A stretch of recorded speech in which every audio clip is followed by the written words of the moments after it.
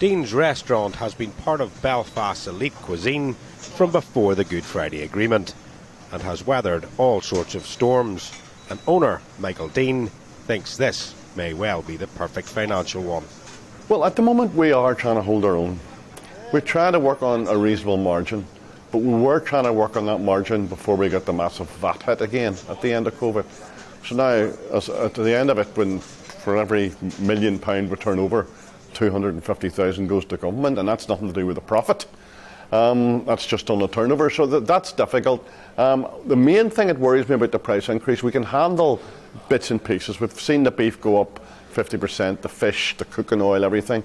But if the business becomes an occasion for people to go out once every month or once every 2 months or once every 6 months right in a birthday, then we get a real problem. Like many cities across the UK, working from home is costing business and putting jobs at risk. It's hard to believe this is Belfast during a lunch hour.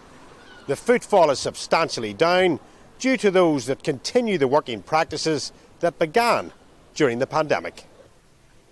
Barry RYLANDS is the manager of the first brew pub to open in Northern Ireland and believes more needs to be done to make the city more attractive.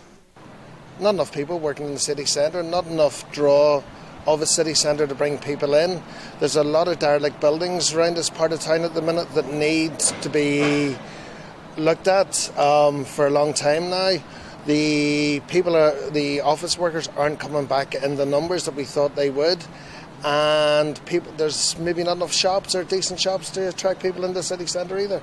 JARRON owns a wine bar and has footfall, but sees pricing as an issue. I mean, our gas and electric's nearly up 200% from last year, which is just outrageous. My head chef's fantastic at sitting down weekly with myself and just gauging the price increases, because at the moment it's just madness. You're talking chips could go up 20% in a day. Those that have saw the worst of times believe COVID and all that went with it may yet see more financial casualties. I think it's been a knock-on effect of all of this, and I think we've been suffocated by all sorts of nonsense. And now the reality, when we're looking at it in the face, there's a lot of places will not make Christmas with the cost of living, with the electric, with the gas and the heavy VAT coming in at the back of it. There's a lot of places will not see January.